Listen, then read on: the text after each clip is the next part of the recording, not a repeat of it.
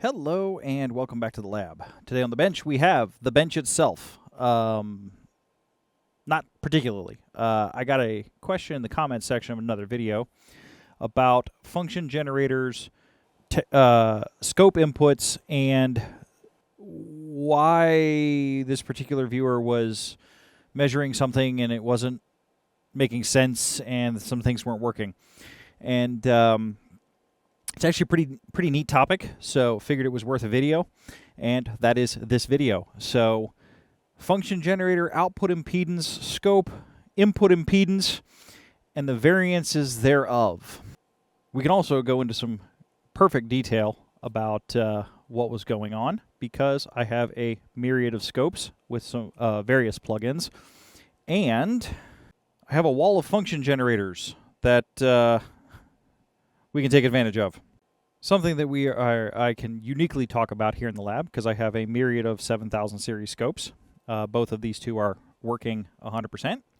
And I also have some function generators, both old and new, that we can put into said scopes and take a look at what's going on. On the new side, we have the Rigol 4162 and the Rigol 2102. I kind of use these function generators a bit in the lab. Towards the extreme end and some of the esotericness of their specification, they run into a little bit of trouble. But all in all, they have 10 megahertz inputs, so we got everything on the rubidium, and they're nice units. But the important part is they have switchable high impedance and 50 ohm outputs. I also have some HP equipment that we're going to do similar experiments with. Some of the HP stuff like this 322025. We have some 9804s, and I have a 3326 that we're going to bring to bear in this video. These 3325s only have a 50 ohm output. It doesn't make them not usable, but there is a little bit of a catch-22, which we're going to go into in the video. Also, yes, they are leaning. That is not your TV or the camera. That shelf has a significant amount of weight on it and is starting to lean towards the center. The weight on that shelf is actually the 30, well, there's two, 8672 and the 3326 are just monstrous units, very, very heavy, and they're bowing that shelf a bit. The measurement setup in question was he was using a 7834 scope with a 7A19 plug-in. I have an example of 7A19 here. The thing about that is the 7A19 is sort of poorly matched for a 7834, but it's not terrible. The 7834 being a 400 megahertz frame, the 7A19 being a 500 megahertz plug-in. You would be bandwidth limited at the limits of the frame. It'll overclock slightly, but you don't want to overdrive too far. So we run into the 7A19 is suitable for measuring the frequency in question. Actually, it's probably a little overkill. 7A19 is a fixed 50 ohm input. Now the problem is, well, not really the problem, but just in the 7000 series amplifiers, the 7A26 has a 1 megohm input impedance, where it has a 50 megohm. The 7A26 was the fastest plug-in that I'm aware of that had a 1 megohm input impedance, so this works like a normal scope, normal probes, everything else, and everything works the way it's supposed to. The difference is the 7A19 has a 50 ohm resistor to ground. That's an oversimplification, but for the purpose of this video, it comes in and then has a 50 ohm resistor to ground. That terminates it. So this scope wants to work on transmission line, 50 ohm characteristic impedance all the way through from device to measurement. The 1 megohm can be made to be a 50 ohm input impedance if needed. A through termination can be used to take this input and make it a 50 ohm input. This is already 50 ohms, so you would not want to stack a through terminator onto a 50 ohm input already. This is also the secret to getting some function generators to display correctly. So if your function generator has a 50 ohm output, one of the things that will happen is if you terminate that into high impedance, some function generators will tolerate that. I can't say all because I haven't had experience with every function generator ever made. Some of the stuff in the lab here, including the RF stuff, doesn't mind not having the termination resistor. Even the 7657 and a couple other things don't mind not having it. But they call out in the manual that the set point will be about double what you would have on a 50 ohm. So going vice versa, if you have a high output impedance function generator, plugging it into a 50 ohm load will cut that just about in half. The thing is, with a switchable one, sometimes they take a signal adjustment, sometimes they have a calibrated offset. The Rigol units work with a calibrated offset.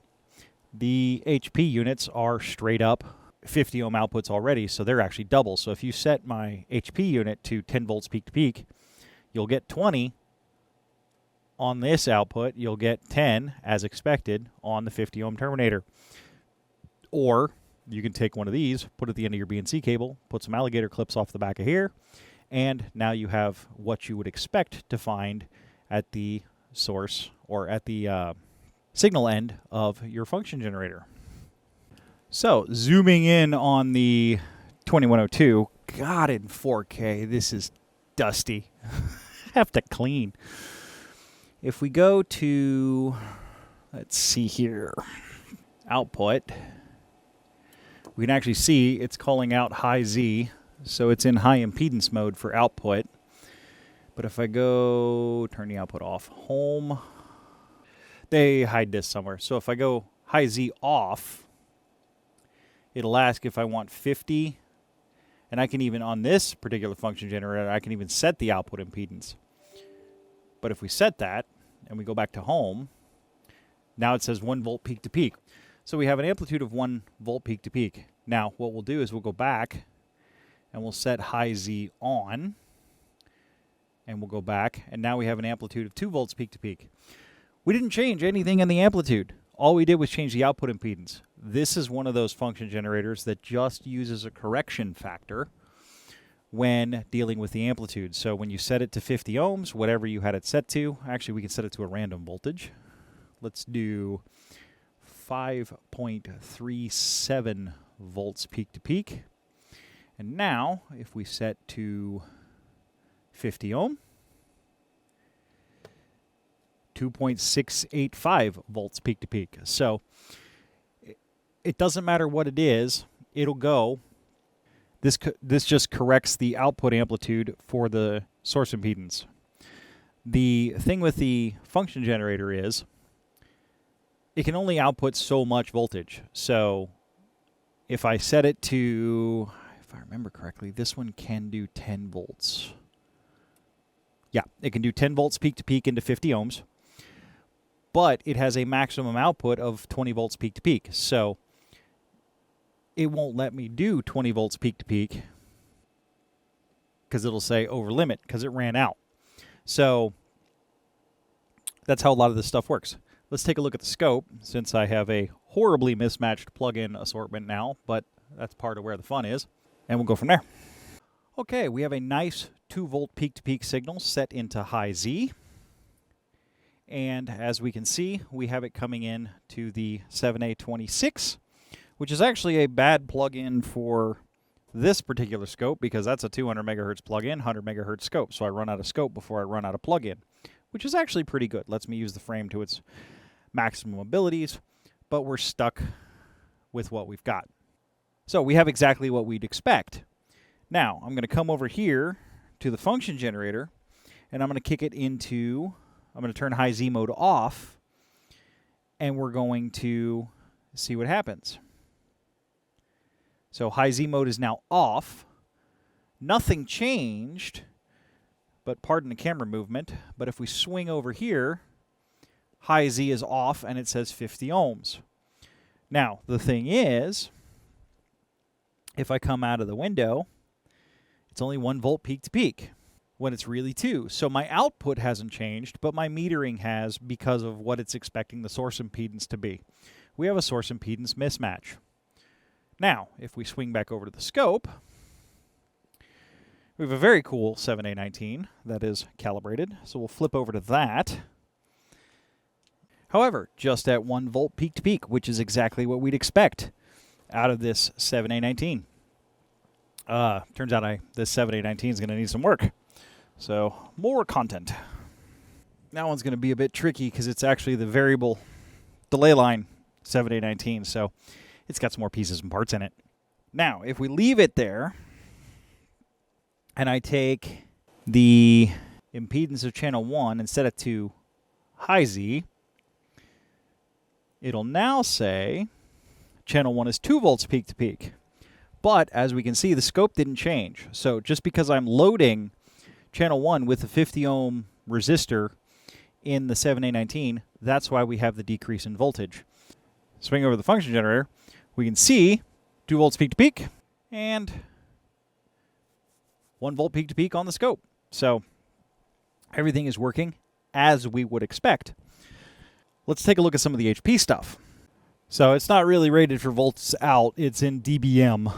So we'll give it 1 dBm.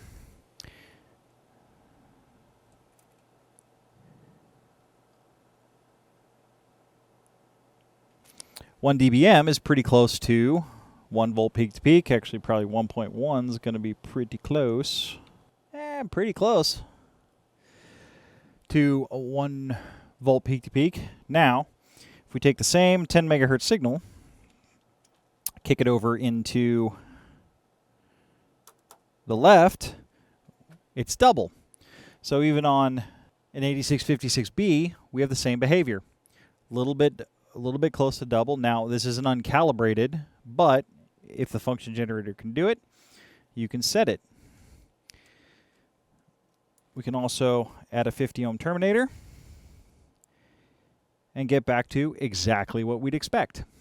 So, flipping over to a high impedance output on our 8904A, this is a slow function generator, DC to 600 kilohertz.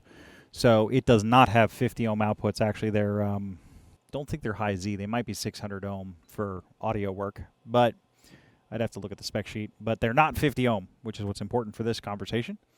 Is on a 1 volt peak to peak waveform, we have exactly what we'd expect, 1 volt peak to peak. If I flip over, sorry, wrong connector. If I flip over to the 70A or the 7A19, by the way, you guys can tell I'm flipping over to the 7A19 when this moves. So if it's over here, we're on the 7A26. If it flips over here, we're on the 7A19. Same thing again. It gets cut in half. We're still outputting the 1 volt. It's just getting chopped by the output impedance or the input impedance of the source. It's having a hard time driving it, so the voltage falls. It's not damaging anything. It's just unable to reach its... doesn't have enough drive current is essentially a better way to phrase that. Okay, moving over to the 3326. Again, we're using our 1 kilohertz 1 volt waveform. And we are at 1 volt peak to peak. And we're at 1 kilohertz. We're also into the 7A19, as noted by the 1 volt there. If I flip this over to the 7A26, exact same thing. Double the signal, because we have a 50 ohm load driving a high impedance input. Also, pop in the termination resistor, and away we go. Back down to what we would expect. So, the phenomenon that was somewhat confusing and what generated the question was a source impedance scope mismatch. Given that that I was told they couldn't get the voltage high enough, I would assume it was a high impedance function generator driving a low impedance input, or a 50 ohm impedance input. So, which would cut your voltage in half. So, if you needed, say, a signal of 2 volts into 50 ohms, that particular piece of equipment may not be suitable for that specific measurement because it may not have enough drive to satisfy the testing parameters.